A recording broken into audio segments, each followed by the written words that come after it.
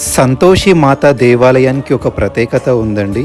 ఎంత బాధలో ఉన్నా సరే ఒక్కసారి సంతోషి మాత దేవాలయానికి పొయ్యి వస్తే మన ముఖంలో చిరునవ్వు అనేది కనిపిస్తుందండి. మనం ప్రదక్షిణలు చేసినప్పుడు కూడా ఎంత బాధ ఉన్నా ఒక సంతోషం అనే ఒక పాజిటివ్ వైబ్ అనేది ఏర్పడుతుంది. ఇది మీరు ఏ సంతోషి మాత దేవాలయానికి వెళ్ళినా మీకు ఇలాంటి అనుభూతి కలుగుతుందండి. ఎంతో మంది ఓటమిలో, దుఃఖంలో, బాధలో ఉన్న వాళ్ళు తప్పకుండా సంతోషి మాత దేవాలయానికి వెళ్ళి దర్శిస్తే తప్పకుండా వాళ్ళ జీవితంలో సంతోషం అనేది ఉండడం జరుగుతుందండి.